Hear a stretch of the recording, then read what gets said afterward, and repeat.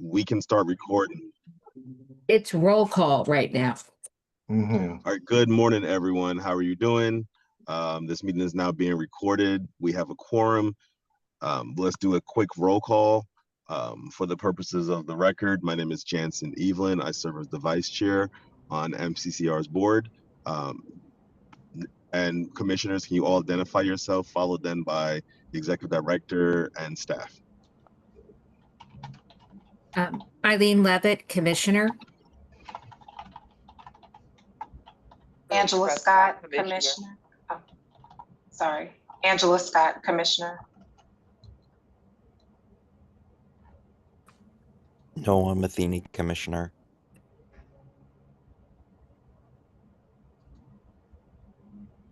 Jeff Rosen, Commissioner. Hello, everyone.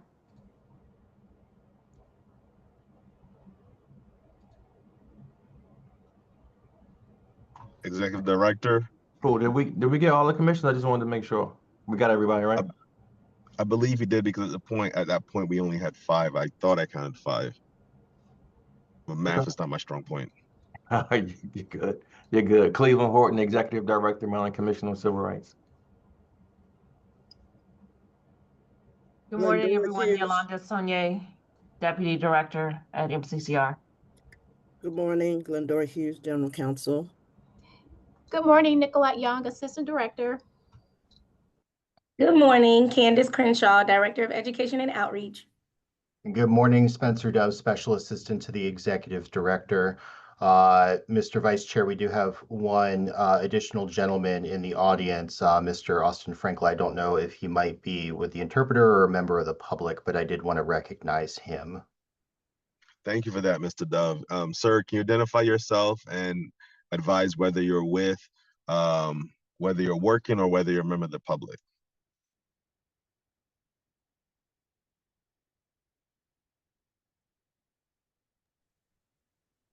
It's the interpreter. He's one of my interpreters. Okay, perfect. That was my next question. Thank you very much.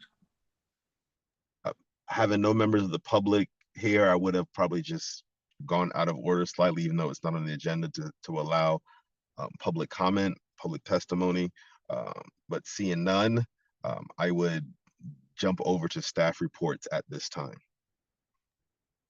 Sure. Good morning, everybody. Hopefully everybody had a great weekend. Just want to touch on a few things for the month of May. We were invited to participate in the Tri-States Human Relations Coalition. Currently, that's between Pennsylvania, Delaware, and New Jersey. We were offered the invitation through our Deputy Director to attend and be a part of this coalition, making it technically the Quad States Coalition. So me and Yolanda did participate in our first meeting last month, and we will be participating in another one, which I think is coming up tomorrow, just engaging in conversations around the issues that are impacting local and state human relations and civil rights agencies throughout our respective states, and the things that we're putting in place to address those issues. So the first conversation, the first meeting that we had really was more of an introductory conversation to learn about some of the issues, who we were, and what some of the issues that we're facing as a state.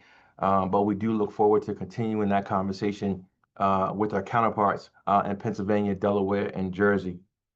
I had the pleasure to attend the closing ceremony for the Nancy Grasmick Leadership Institute, the Professional Leadership Program for Women. We had 2 of our outstanding colleagues who went through that program and graduated. I had the pleasure of being invited to attend that closing ceremony. So I do want to send a shout out to our very own Assistant Director, Nicolette Young, and our Education and Outreach Director, Ms. Candace Crenshaw, for their commitment and dedication to the program. I think it was about a 4 or 5 month program. They met every other Tuesday. As you all noticed, a couple of our commission meetings, they were absent because they were attending their leadership program. But it's truly been an honor to kind of watch their growth through the program and to see how they've taken the information that they've learned through the program and have brought that back to the commission and implemented that within their leadership role. So I just wanted to give both of them a special shout out for the completion of that program. Mr. Horton, how long was that program? And ladies, congratulations. I want to say it was 4 or 5 months. Nicolette or Candace, please hop in. I think it was, I want to say it was 5 months, maybe? 4 months, 4 and months. thank you all. Thank you. We are also currently under review of our regulations. As many of you know, our regulations are pretty outdated. We haven't really revised our regulations in probably about 9 or 10 years. Currently, myself, our General Counsel, Glendora Hughes, and our Deputy Director, we are meeting on a weekly basis to kind of go through our regulations and provide some changes and modifications to our regs so they actually do mirror the actual processes that we have employed here at the Maryland Commission on Civil Rights. It's a very tedious process. We do expect to be potentially completed through the process by the end of summer, hopefully. We'll roll these potential changes out to staff and get input from staff in reference to additional changes or clarifications to make sure that we are capturing our processes correctly. So we do want to make sure that our regs include things such as like our mediation process, all the different intake processes that we have in place now, just to make sure that our regs accurately reflect the work that we do at the commission. So again, I do thank Glendora and Yolanda. These meetings are quite extensive. We typically meet on Fridays for about 3 hours, kind of going through the regs and trying to, again, make sure that our regulations do match what we do here at the commission. So if anybody would love to join us, there's an open invitation. If you have 3 hours to spare on a Friday and you'd like to join us, you're more than welcome to. I see Glendora has a hand up. I just want to say that you're invited to join us, but there is a role for you. And the regs will have to be approved by commissioners. So future conversations with the chair for a committee or however she wants to do it, because you have to review when we have completed the process of the our review and the input from the public thereafter. You have to sign off on those regulations because you are the commission and they will be the commission regulations. And this review process is going to be extensive because we're just dealing with the first set, which is the rules of procedure. We do have other sets of regulations that will have to be reviewed, such as the housing regulations, the commercial non-discrimination regulations. So just want to give you a heads up that this fun, tedious work will be coming your way. Thanks for that, Glendora. It sounds like they're all looking forward to it. I see they're so happy. I see our vice chair has his hand up as well. Yeah, I have a question because I know you propose we jumping on for the 3 to 4 hours on a Friday afternoon, and we were so willingly excited about that. But I wonder for better use of time, since we are going to ultimately have to review it, is there a point where maybe there'll be a couple of meetings where you guys do like summary updates, and whether it's a monthly meeting or every, I don't know, 4 to 6 meetings, we just get kind of brought up to speed, so that rather than us getting a large volume of updated regs, we've kind of been we've kind of been brought along this entire time. I think that may make some sense. What are your thoughts? Well, the challenge is that giving you a summary is not going to be you reviewing the regs and you signing under oath that you've reviewed them. Let me jump in for a second. This is a different process. Like if we were just promulgating regulations, that's fine. That would be easy process to do. But this is what they call a review, which is a much more formal, extensive process, because even after you review them, we have to invite our partners and other folks that have stakeholders, as they call them, to review and add their input to the regulations before they become finalized and sent to the AELR committee, as they call it. It's the Administrative Executive Legislative Review Board. And they have the final say. So I mean, we can generalize what they are, but you will have to lay eyes on them and sign off that you have. I was gonna try to clarify I misspoke. Rather than, I shouldn't have used the word summary. I was trying to clarify and say that rather than at one time we're reviewing everything, maybe you know, you eat an elephant bite by bite. So if, for example, when you guys have done updating one section, then I think it would make sense for the commissioners to then have that that opportunity to get brought up to speed by the same staff that has reviewed it and has done the work, and then we're able to, so not a summary, but do it piece by piece or chapter by chapter or section by section. Agreed. So we are splitting them up, and I see your hand, Commissioner Scott. I promise I'm gonna come to you. We are breaking them up. So right now we're just working on the rules of procedure first. That's really the biggest section to make sure that all of our processes are accurately reflected in our regulations. Once we get done that, we'll go to staff. We'll get some additional input from staff, and then we'll engage you all in the conversation about what we've come up with thus far in reference to that particular section. So we will absolutely do that. And it is broken down by section. So it's not going to be all of the regs at once. We are breaking them up. Commissioner Scott?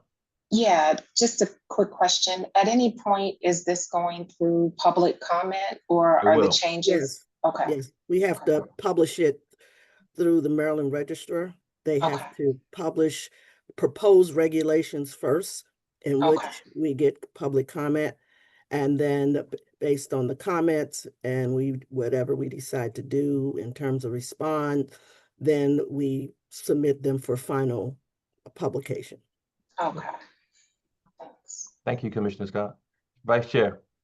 And this may be a silly question, considering that you have such good attorneys already working on it, but for them to ultimately be published as regs, do we have to work with the OAG in any way, or no? Or do we have? Okay, that's what I thought. Okay. All right. So moving on from the regulations conversation, I was invited and asked to speak at the Baltimore County Human Relations Commission monthly meeting to talk about the current state of civil rights within our state, and what our two agencies can do to collaborate and partner better. So it was a great conversation. I do appreciate the current chair, Chrissy Thornton, for the invitation to come and speak to their commission members at their most recent commission meeting. We also were invited to attend, and I did attend, the Parent Mitchell memorial dedication that happened in Anne Arundel County. Unfortunately, it did rain, so we didn't get the actual memorial unveiling due to the weather, but it was a great ceremony, so we did appreciate the opportunity to be invited and to be a part of that momentous occasion. We had our staff appreciation cookout at Sandy Point State Park. It was a great opportunity for kind of staff to kind of get together and unwind and not talk about work. We had a fabulous kickball game. I will acknowledge the fact that I was, myself and our fabulous deputy director, we are part of the kickball champions. So we are very proud of that. Nicolette as well, our assistant director, we are very proud of that. Don't forget her. Unfortunately, there were some other people, like our education outreach director. Unfortunately, in order for somebody to win, somebody's got to lose. But it's okay. We're all winners. We're all winners here. So it was a tremendous, great event. And we had a great time, and it was crazy because we thought initially the rain was going to potentially rain us out, but we had great sunny weather, right? So folks had the opportunity to go put their feet in the beach water, and really just had a good time. So we look forward to seeing all of our commissioners there next year at our cookout. It might not be at Sandy Point State Park, but we do look forward to seeing you all there if you all are able to partake and participate in the event next year. Many of you all may have seen that we also did participate in a press conference with the Office of the Attorney General around some fair housing cases. The case that was related to our agency obviously was the Habitat for America case. that we have settled with Habitat for America. So I'm not sure if you all were able to catch some of it, all of it. I know it was captured on a number of media outlets. So again, we are appreciative of the great work that our housing unit did to bring those cases to closure in conjunction with the Office of the Attorney General. Again, and that just continues to highlight the fact that as an agency, even in these trying times, we are still making sure that we are holding folks accountable and seeking redress for complainants and fair housing complaints. As many of you all may have also seen the public press release that went out regarding our settlement with Prince George's County Public Schools. Again, kudos to our employment unit, in particular our employment supervisor, Alicia Bell, who was able to secure an historic settlement of about $500,000. $450,000 went to the complainant. $50,000 of it went to our Civil Rights Enforcement Fund to further civil rights enforcement and education and outreach activities throughout our entire state. So definitely want to, again, lift up the great work that Alicia Bell did in securing that settlement on behalf of the Maryland Commission on Civil Rights. Part of what we've been trying to figure out as an agency as we find ourselves in this unstable fiscal climate is how to position ourselves to be able to receive additional grants and funding to support the work that we do. A lot of organizations have indicated an interest in donating to the work that we do, but have been unable to do so because we are not a 501c3. So our executive leadership team has met. We've walked this through from an ethical standpoint, also with other state agencies who have really encountered the same issue to kind of figure out what they've done.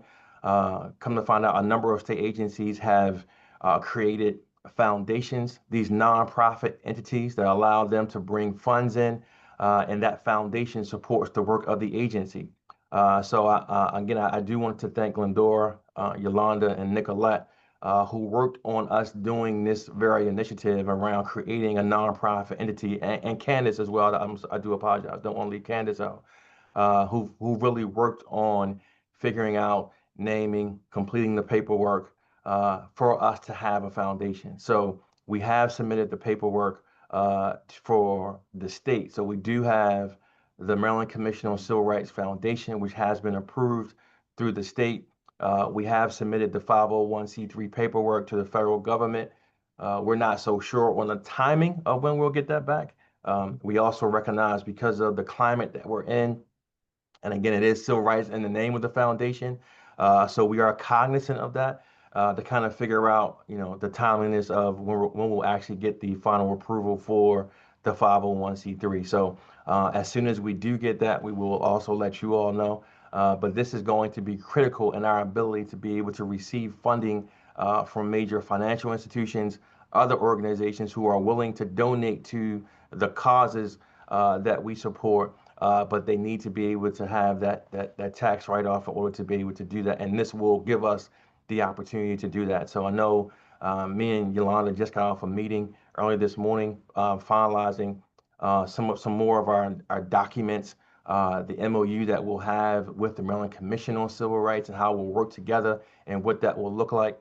So we continue to work on that just to build out the infrastructure here so that we can make sure that fiscally we are in a much better position. So I wanted to make sure that you all are aware of that. You'll begin to hear the name more of the Maryland Commission on Civil Rights Foundation. And I just wanted you all to be aware of what that is and the positive benefits that will bring to us here at the Maryland Commission on Civil Rights. So with that, I will start with my report and see if there are any questions. Yeah, I just have a quick comment, actually. It's on that as Commissioner Scott and Rosen have already indicated, and others, that's a brilliant idea. That is a brilliant idea. And but I think it leads to a larger comment.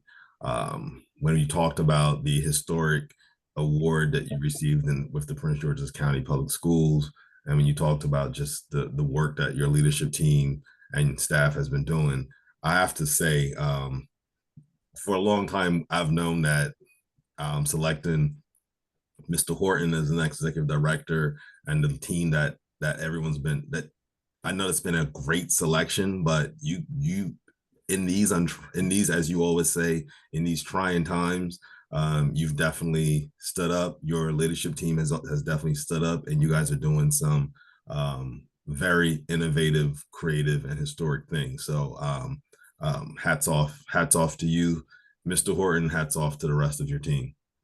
We appreciate it, Vice Chair. I will say, I'll say I have the easiest job, right? Because my job really is to highlight the work that the team does, and kind of be the face of the agency. So I think that the ladies on this call really deserve all the accolades because they're the ones that really are burning the candle at both ends. They're the ones that, when I come up with these ideas at 3 o'clock in the morning, right? And they all know I do come up with them 3 o'clock in the morning, right? They willingly respond to me any point in time, any day, on the weekends, and they get right on it, right? So none of this would have been possible without the ladies on this call. So I take my hat off to them, because ultimately they are the muscle behind everything that we do, and I appreciate having them, and being able to lead alongside each one of these ladies on the call. Commissioner Navarro. Ashe. Unmute.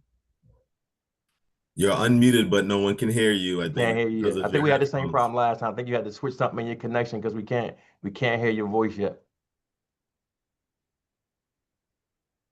Nope. If it's the question, as you're trying to troubleshoot that, if it's a question you put in the chat, the paperwork is submitted to the IRS, and the IRS is the one who gives grants. Can you hear me now? Yes. There you go. Yeah, we hear you. This is crazy. I tried to use the headphones to make it even better. I do also want to commend you for creating this Maryland Civil Rights Foundation. It is the way of trying to find funds into hard times, such as the ones that we're going to be having now. The other thing is agencies such as NIH, for example, do have a foundation for people to provide funds. NIST, where I work with, also are looking into creating a foundation. It had taken some time in doing so. My question is twofold. Who are you waiting to get this approved from? And second, once this is approved, you will have to create a board that helps with the foundation. Who are people that you're thinking of to be part of this board? Yeah, those are both great questions. I think the first question is what Yolanda was referring to. So we have submitted the paperwork to the IRS. So we're waiting to get approval from them. In the meantime, what we are doing is seeking out and having conversations as part of the meeting that we had this morning about potential board members. So if any of you all have ideas of who you all think would be great potential board members to be a part of this foundation, we do welcome any recommendations that you all may have. So for us, in our general conversations around it, we are looking for individuals who have some level of political capital, those who have some level of fiscal capital as well, right? And then some level of social capital, right? So because we want to make sure that we're attacking this from all ends, right? The political side, to make sure that we're addressing the political and legislative landscape around our state. The fiscal piece, because we know that we want to make sure that we are able to fundraise in a way that allows us to continue to provide a high level of service through programming and education and outreach activities. And then the social capital, right, is being able to have a network, individuals who have a large network that can help us create more awareness around the foundation and the commission as a whole. So that we believe that will feed into everything that we're doing. So if you all have suggestions for potential board members, please send them over to us so that we can make sure that we are putting those on our list of potential board members. What's your timeline potentially for the, formation and having a board seated? That way, that gives us a like what our runway is. Yeah, ideally, our initial goal was initially to try to potentially have it up by our gala, right? So to be able to have a certain aspect of fundraising during the gala. We're not sure that we're going to get the response back in time. But ideally, we like to begin from a board member standpoint. We begin to like making the ask and having conversations with folks towards the end of this month. So if you all have individuals you know, please send them over to us. Let us know what connection you have to them, because you all may be the initial ask, right? Because we want to make sure that we're having the first contact, if possible, is warm and not cold. So we're trying to, again, connect with folks that we have some connection with, to create a higher probability of getting a yes, for them to be willing to participate on the board. But again, our first initial reach out to these individuals probably will happen sometime towards the end of this month. And I just wanted to share that that's a great idea to try to put this together with the gala, because it will be a win-win situation over there. And now that you have mentioned that, perhaps some of the people that come to the gala could be possible candidates. Absolutely. Thank you. No problem. Yeah, great point, Mrs. Navarro. The especially anyone that comes in dropping champion or partner or advocate sponsor, those better be the first people y'all go to say, hey, join this board, because you now know that they have the means fiscally to support. Just an idea, just a thought for the foundation. Yeah. But again, we welcome any recommendations that you all have. You all will play an intricate role in helping us move this initiative forward. So any recommendations you all have are greatly appreciated.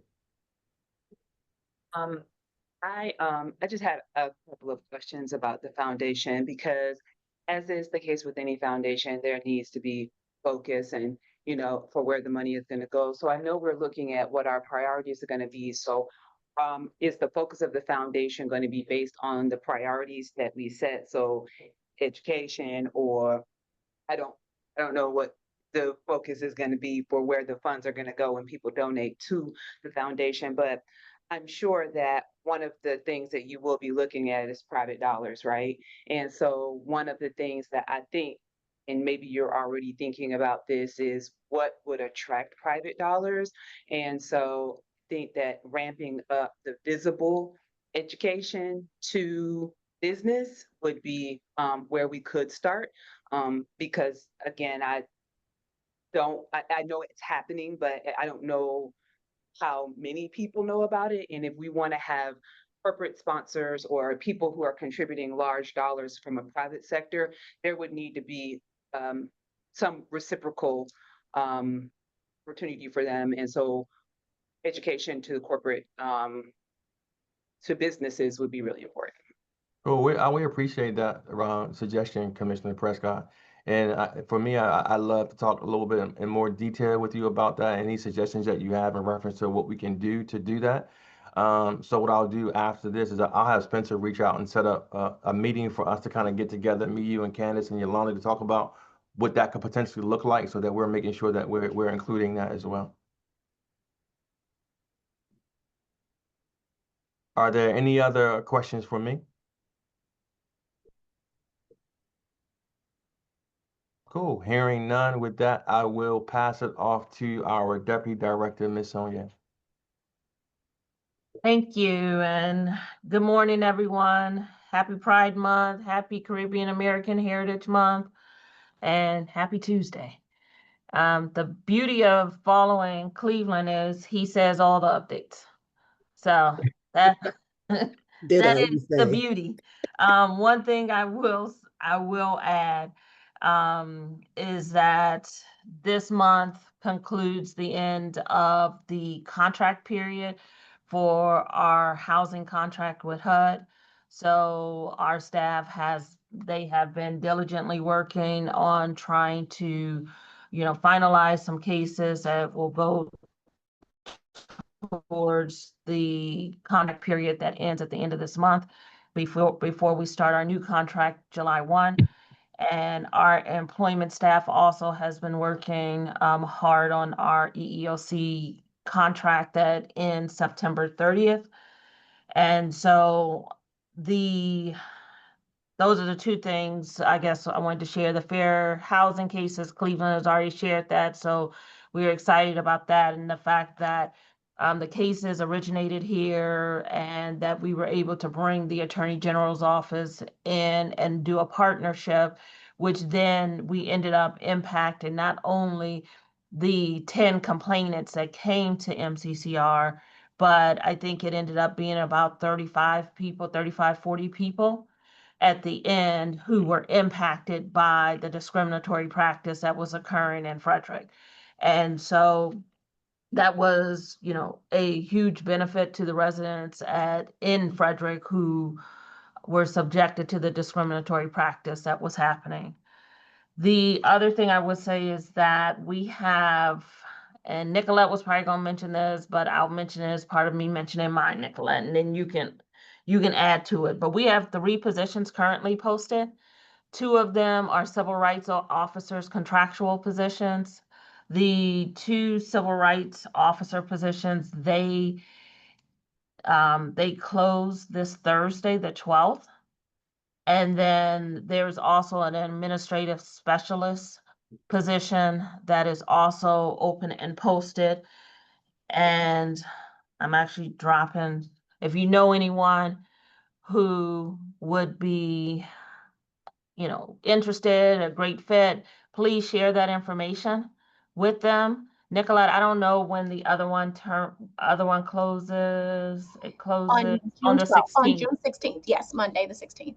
So the civil rights officer, June 12th, June 16th is the administrative specialist.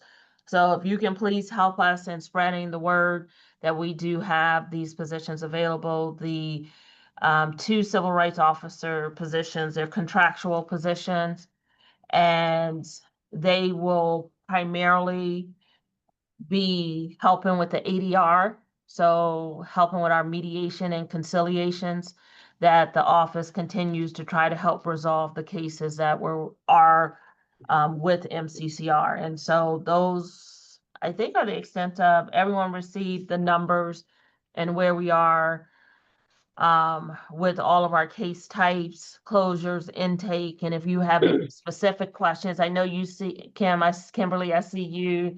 So I think that concludes. And so Kimberly, I'm gonna go ahead and let you ask your question. Yeah, I had a question about the civil rights officer.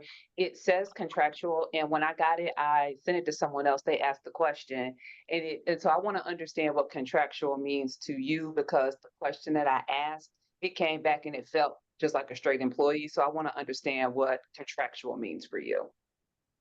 I'm gonna give the short, and Nicolette's gonna give it the real official answer, but it's a temporary employee. And so the funding we have is for a year. So at that point, the funding can go away after that 1 year.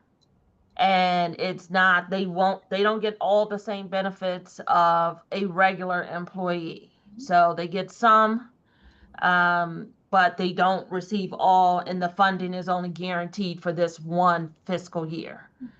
So Nicolette, add to what I forgot. Yes, I mean, thank you, Yolanda. You covered a lot of it. I also would like to add that you don't get the same protections that other regular state employees do receive, because the contract can be canceled and terminated at any time.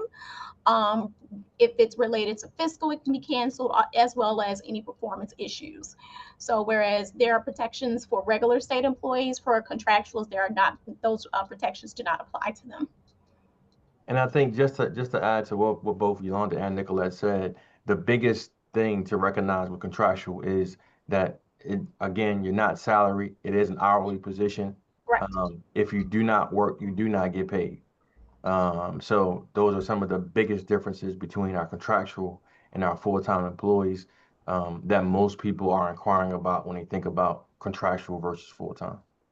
Right. So holidays, they don't get paid for holidays. Sure. In my world, contractual means something completely different than it does in the state. So that's why when I sent it to someone and they asked me a question, I was like, let me ask. And then the answer that I got was like, well, it sounds like it's an employee, because contract to me means 1099. So I just wasn't sure what that meant. So thank you for clarifying. Kimberly, that was my same thing when I started with the commission. Contractual, and in Howard County, they use a contingent employee, and it was, but contingent means something different and a longer duration. And so I understand that question. Okay, thank you. Thank you for clarifying. I see that Commissioner Rosen has his hand up. Commissioner Rosen?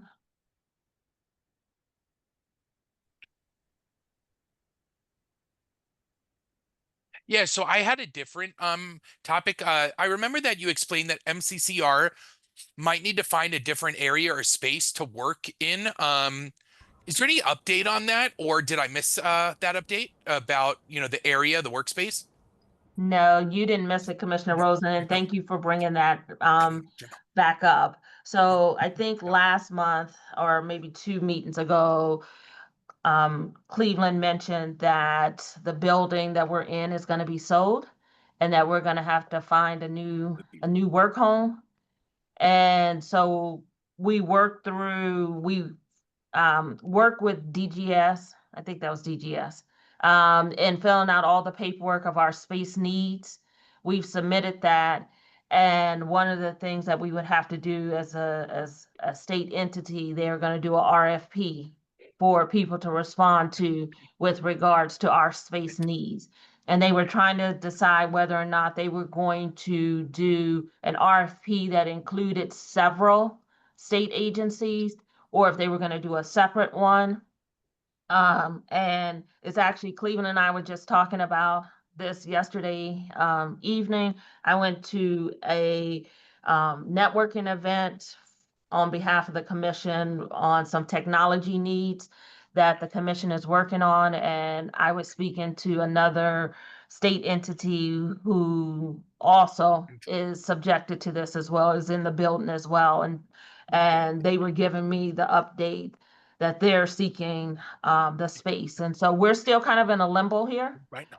Because we've submitted the paperwork, the RFP hasn't been released yet. So, but we also, I think Cleveland, I don't know, the financial aspect of, if you want to add anything else with regards to our potential move.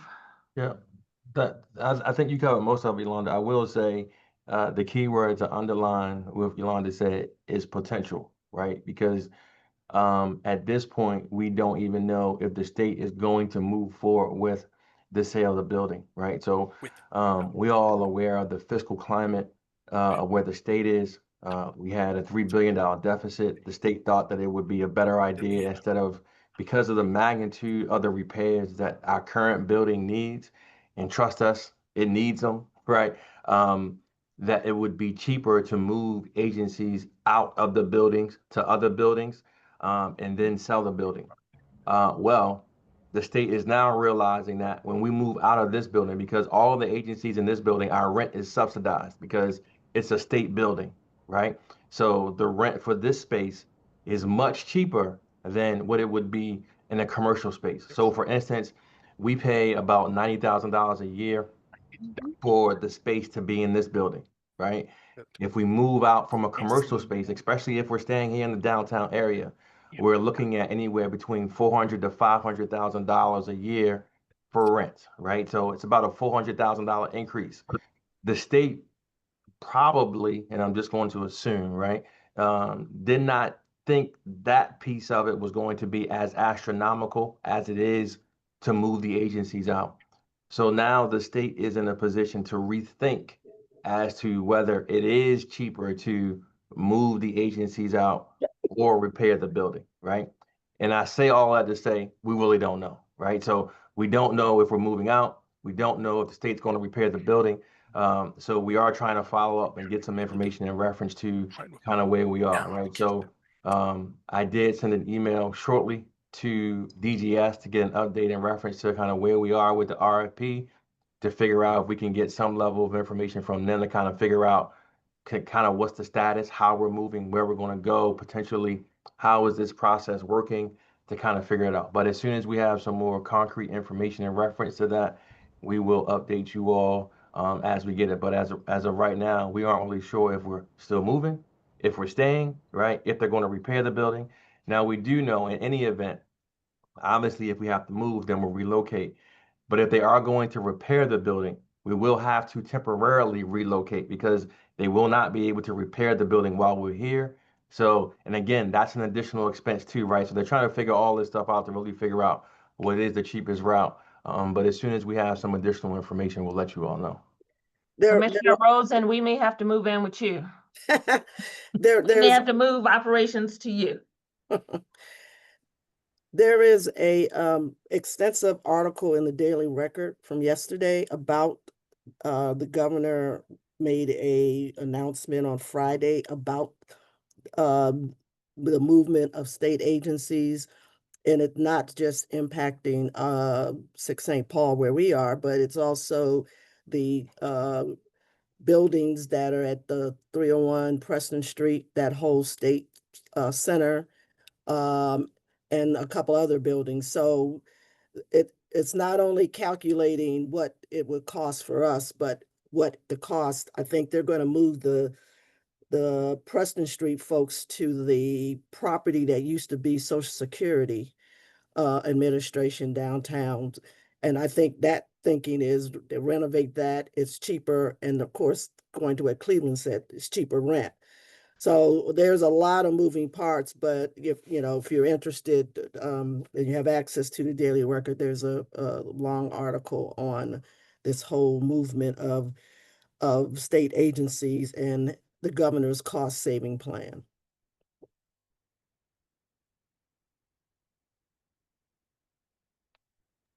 Thank you for that information.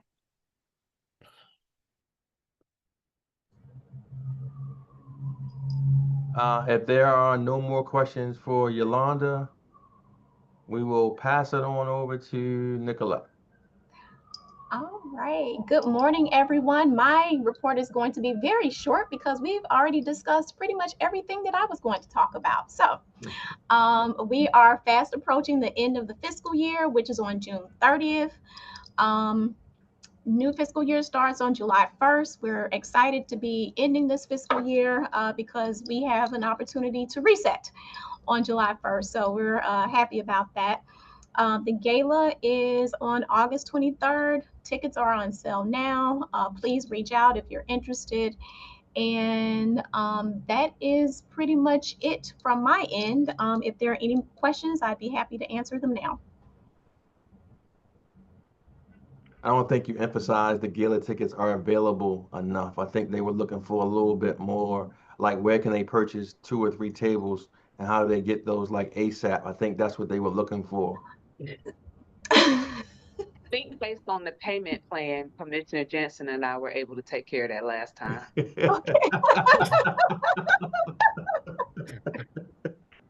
Yeah, thank you for that layaway option. We will, if there are no questions for Nicolette, I'll switch it up a little bit. I know Candace always goes last, so we'll slide Candace up one and let Candace go. One quick question for Nicolette before we move on. Nicolette, do you have more on who will be at the gala event? Who will be the main speaker? Any music? Anything that you can give me to sell this better? Candace will be. Look, I'm gonna give it to Candace because she's a wonderful salesperson, and so I don't want to steal her thunder. So I'm gonna let her take over that part. But thank you for asking. But she's got something prepared for you. Awesome. Thank you. All right. Thank you. So with that, Candace, it's all yours. Thank you. Happy Tuesday, everyone. So since we're discussing the gala, let's go ahead and start with the gala. We are 74 days away. Don't think that that is a lot of time because we're going to blink and then we're going to say it's August 23rd. So we are 74 days away from the gala. We just paid the deposit for American activist Tamika Mallory to come to be on our fireside chat. So this year we're switching it up a little different. We won't have a specific keynote speaker, but we will have a fireside chat with our executive director featuring Tamika Mallory, and we have other guests. We also will be honoring Dr. Zollicoffer from Baltimore City for our Glendora C. Hughes Award. He is a doctor in Baltimore that has helped individuals in the community for no charge, individuals that sometimes cannot afford, the work that they need. And also while doing that, he is going through his own diagnosis of cancer. So we just want to make sure we highlight him and honor the work that he has facilitated and done in the community. As you know, So I see in the comments, it says Tamika Mallory is the speaker. As I stated, Tamika Mallory is going to be one of our guest speakers during our fireside chat. So she will not be standing up as a keynote speaker, but it will be a fireside chat dialogue conducted by our executive director. Okay, because you know that Also- she's, just FYI, you know, she's embroiled in controversy over like a lot of anti-Semitic stuff that she's been involved in. Just FYI. We're aware. Okay. Which Thank you. means if she's involved, I'm not going. Okay. We understand. Okay? I mean, Yep. especially now. Yes, we understand. And we do understand, you know, that we all have different preferences and, you know, important factors in our lives. We will be highlighting civil rights. So thank I you for understand, sharing. but I would caution you to not to dismiss, especially now. Especially now. I would just reference that and say that I don't think that we're not dismissing anything, right? I think that we are aware of difference of opinions and views in reference to some of the information that has come out. We understand that there's some, as you indicated, Eileen, some controversies around Tamika Mallory, but we still think that the information that she brings to the table is worth us having her as our fireside chat speaker.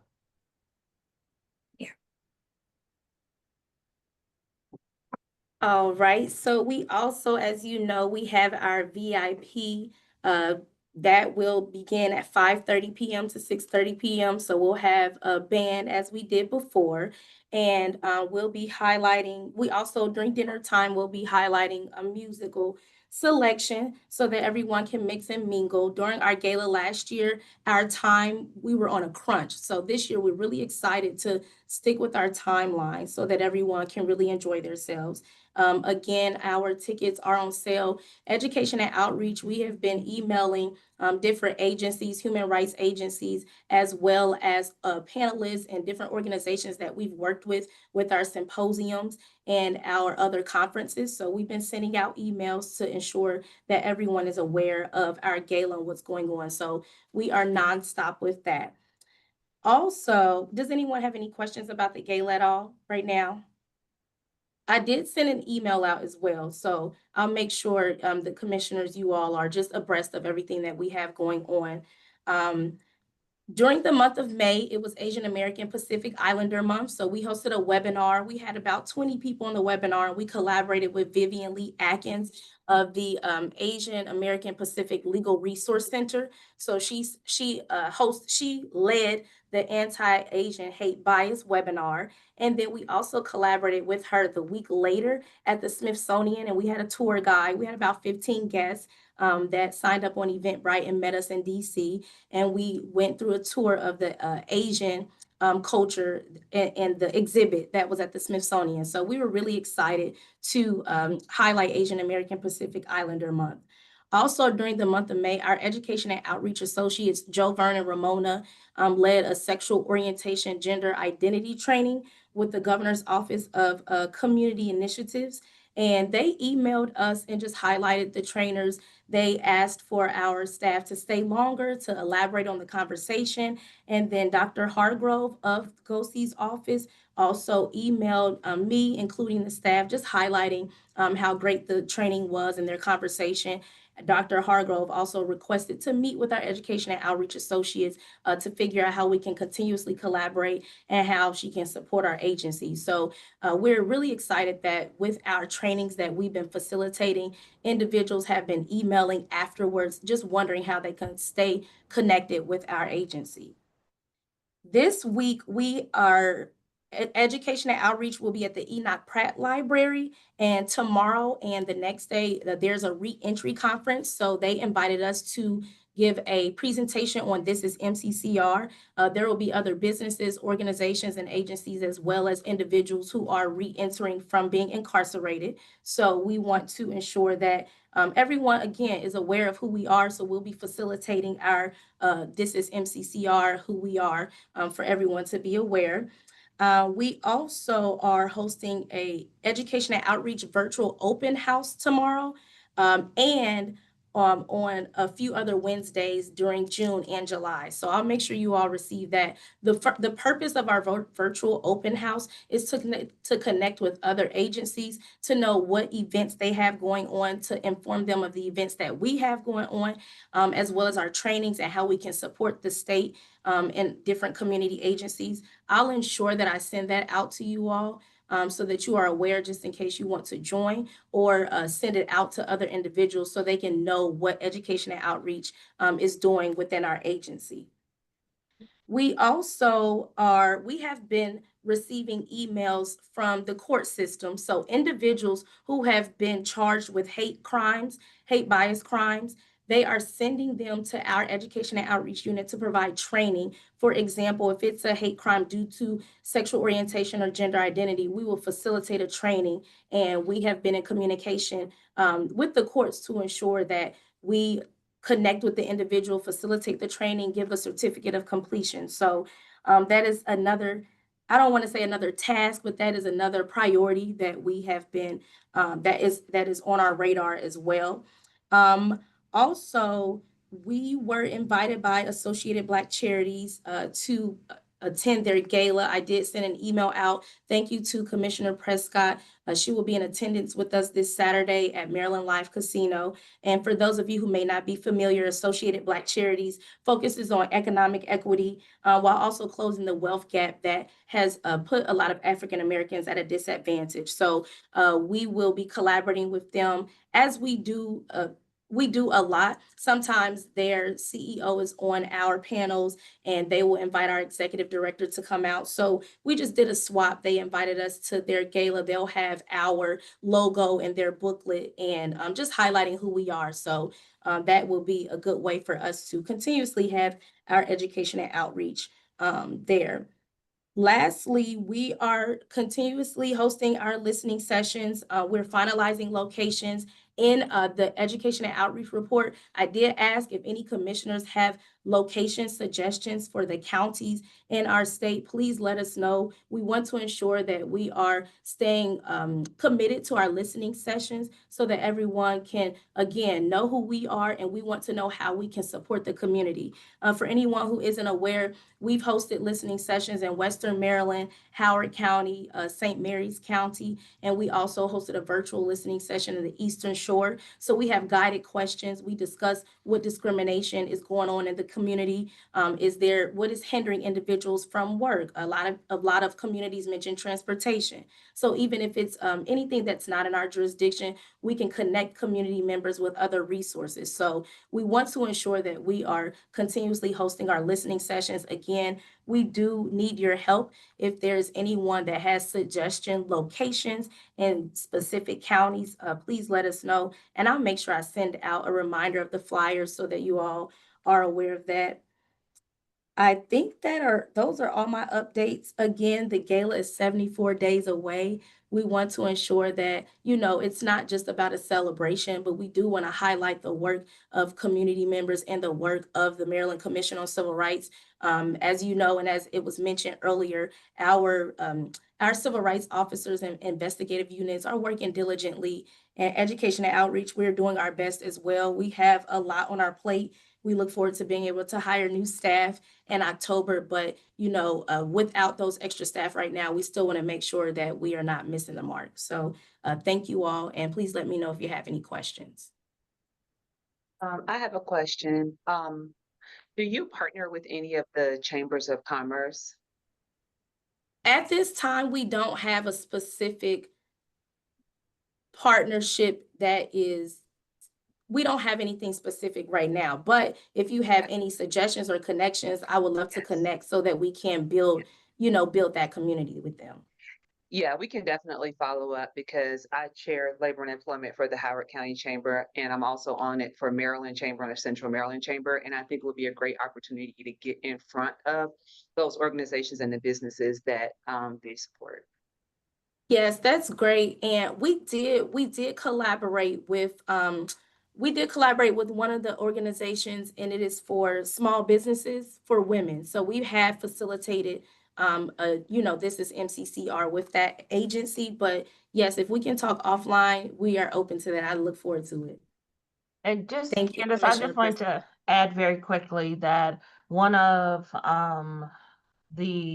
I just mentioned, I just went to this event yesterday and had a conversation with the Howard County Economic Development our CEO, about ways in which MCCR can partner with them and also get information out, especially, about everyone thinks about the employment sphere, but also about the fact that the commission investigates discrimination in state contracts and also commercial leasing.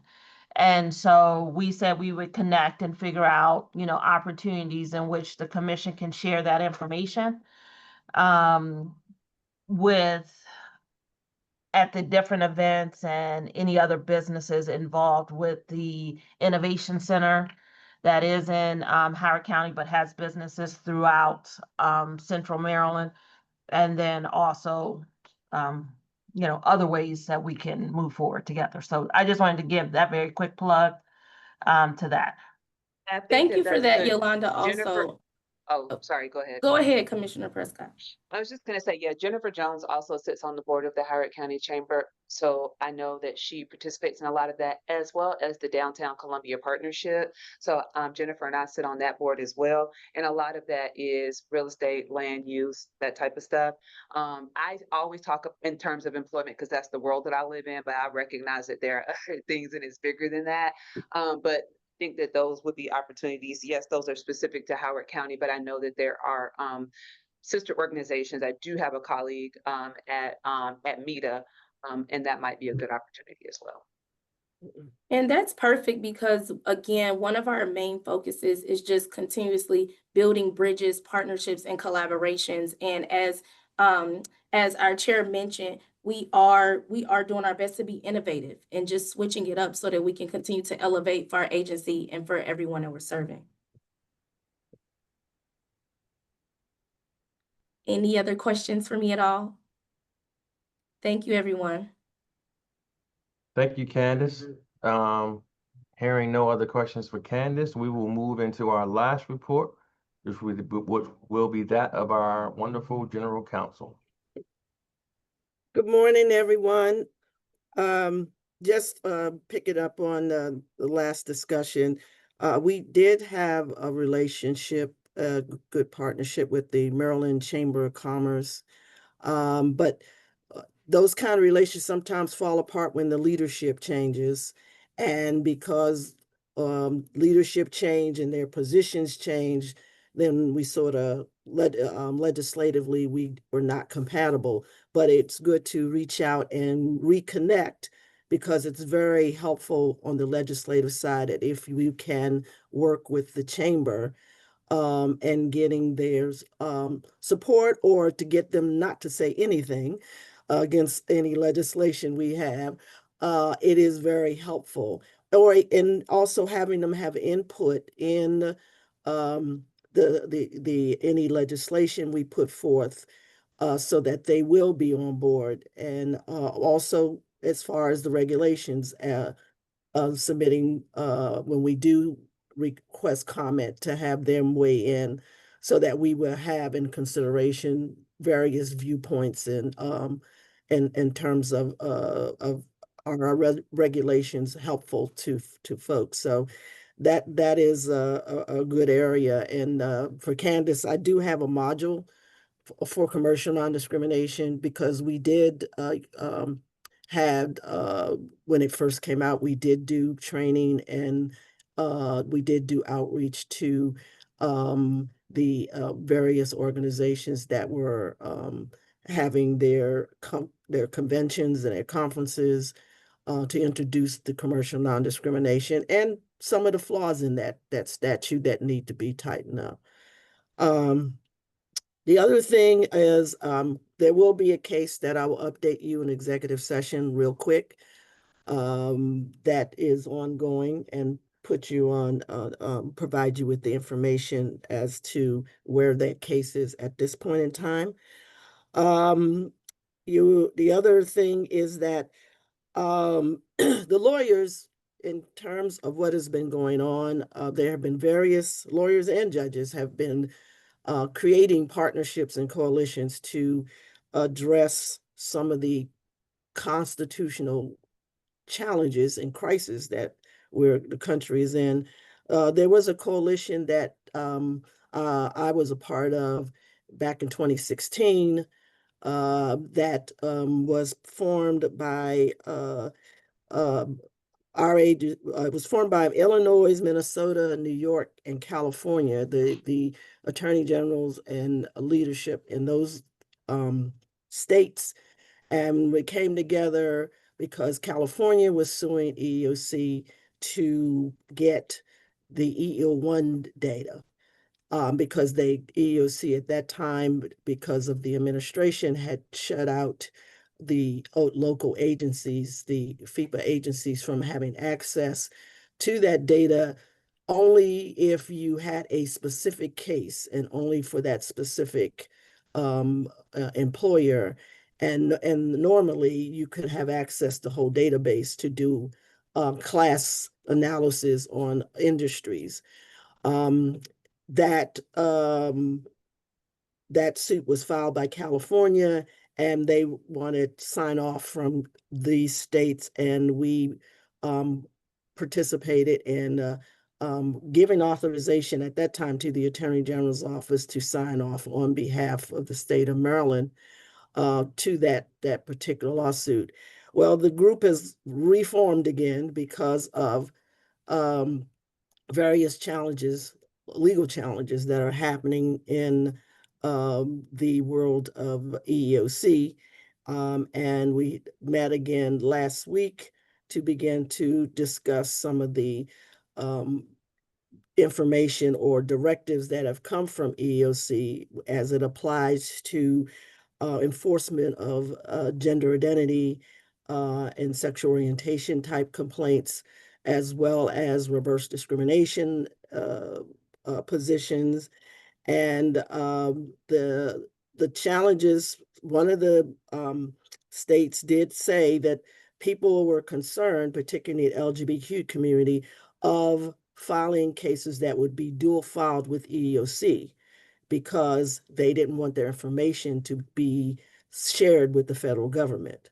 So it's having a chilling effect on people willing to or contemplating on whether or not to simply file a complaint and concern about their contact information being shared with the federal government. Who would have thought that that's an issue that people are now considering? And also in terms of what that means with the enforcement position that EEOC is now taking on certain protected classes, and what the state and local agencies have to do or think of in terms of addressing and encouraging people to file under state law for those kind of protections. So I will keep you abreast of some of the ongoing conversations and potential lawsuits that those states are considering and filing in terms of addressing some of those challenges. In addition, at the annual meeting, the Maryland State Bar Association had a meeting. There was a panel of what was called the Article 3 Coalition, and it's comprised of former federal judges who are looking at the rule of law, the challenges and the breaking of the rule of law. And they are looking to, one, protect the federal judges who are making decisions and who are now being threatened, and also to hold the line in terms of making sure that the courts do maintain their authority to address constitutional violations and potential undermining or giving the executive branch total immunity for any actions that they take place, which is in violation of Article 3. So that group of folks are several Maryland federal judges former judges are part of that coalition. And then third, thing that is happening in the legal community in this era is that there was over 70 attorneys, firms, including a Supreme Court justice in Florida and other who have filed a grievance to the Florida State Bar against the current Attorney General of the Department of Justice for violating her oath and violating the various requirements that attorneys have in upholding the Constitution. And because of some of the comments and some of the positions, not only her own positions, but ordering the attorneys under her supervision to take positions that would be violating their oath and would be bar violations. So that is something to watch. I know that some of the other coalitions are talking about filing bar complaints against attorneys who are going into court and lying to the judges and misrepresenting to the judges, which is a grievance violation that you have when you say you're going to support the Constitution and the laws of the state. So that's something to look at. And I say all of that to say that there are, in the legal community, there are various organizations that are looking at the civil rights issue and how we as a legal community can push back and to uphold the rule of law, which is, they all emphasize upholding the rule of law.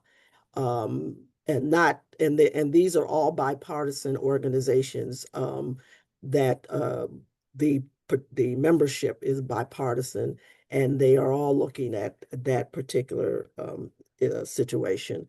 So with that, you have my report, and I'll briefly, after the meeting, executive session, I will update you on one of the cases.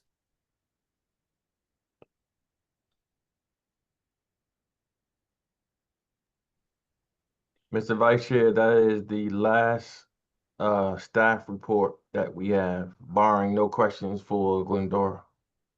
Yeah, first I want to make sure there are no questions for Mrs. Hughes.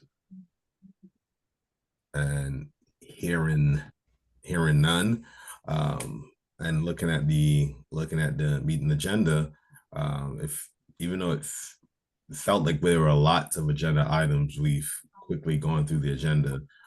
Is there any, looking at the old new business, want to turn to legislative priorities discussion prior to going to closed session?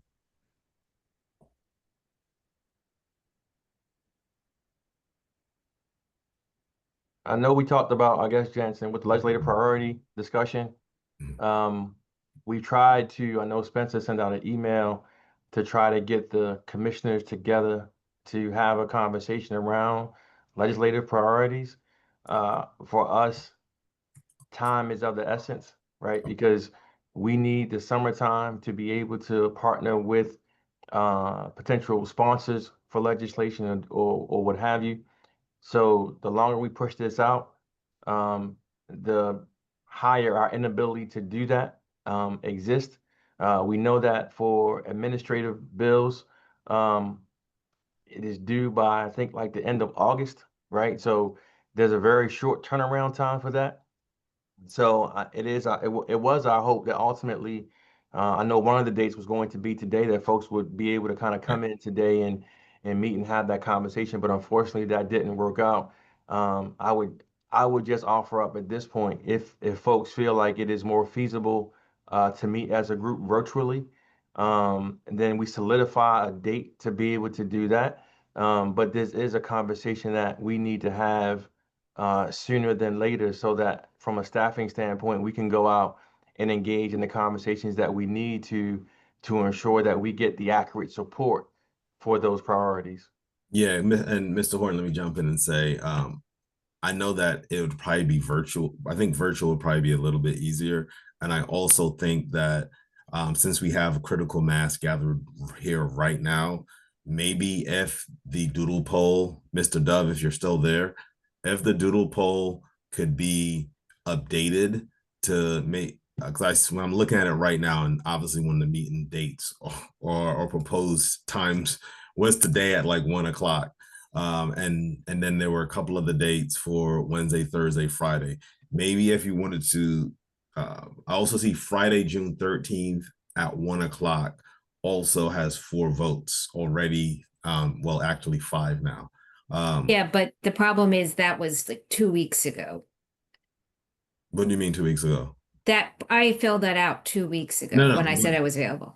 Okay, so if there's Yeah, and that's the problem. And that's the problem. Like literally like an hour before I got the thing saying could we like meet in person or whatever. I agreed to be I was actually on TV at 9 o'clock this morning. So it was like it's like I just need like my schedule is like this Yeah, 2 weeks.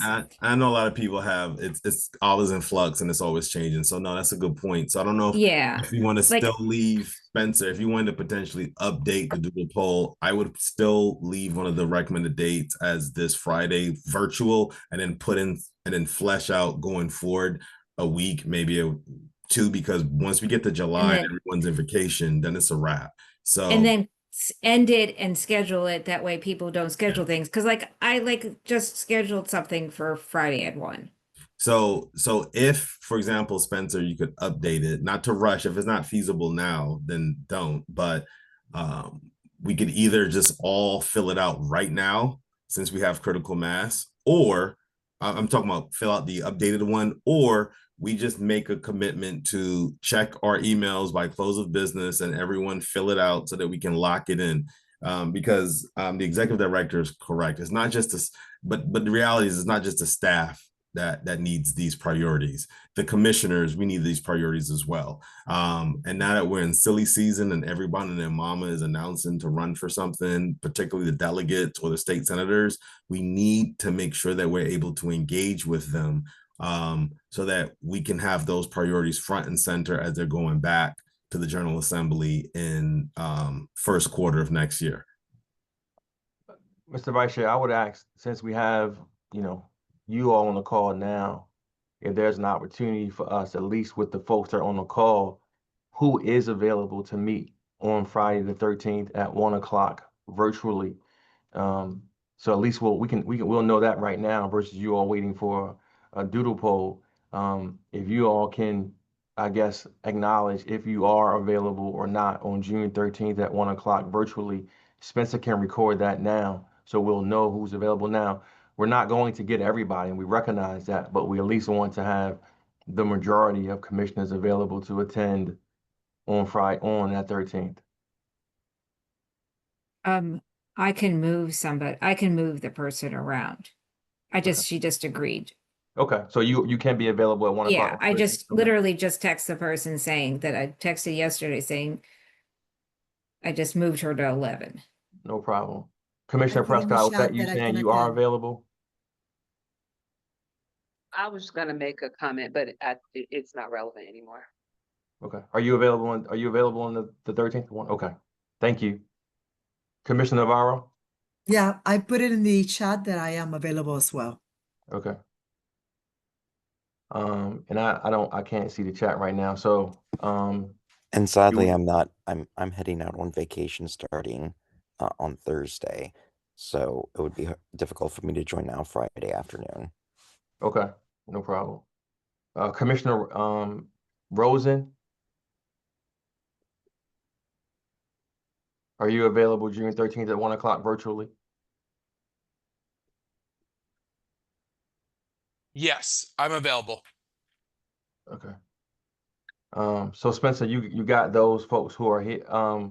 Vice Chair, are you available for, I'm sorry. I'm available at 1:30. I'm available at 1:30. 30 minutes ago, I was available at 1, but someone's already added a work interview on my calendar. So I'm available at 1:30. So I would might be a little late. I would still proceed and then have me jump on at that time. Okay. So Spencer, you got those, right? And then we can follow up. We will follow back up with Commissioner Scott. And Chair the chair. Seward. Yep. We can follow back up with them. Okay.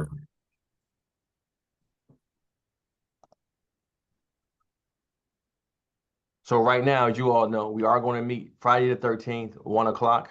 We will send out the information. We'll follow with the chair just to make sure that she's in lockstep with that as well. Virtually though. Virtually. Yep. You'll provide virtual lunch. Virtual lunch. You got it. All you want to eat. Commissioner Prescott, was there something that you wanted to add? I know you said you had a comment, but do you still want to make your comment? We can leave space for that if you want to. Okay.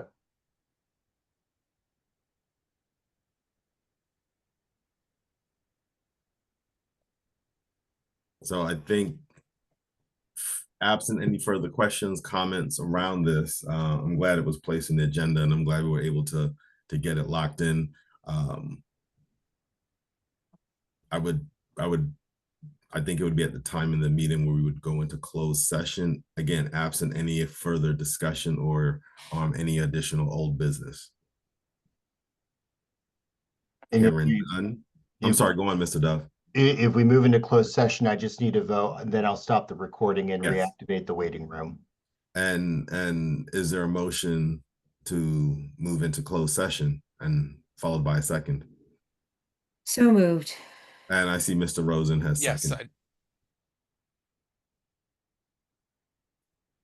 All right, all in favor?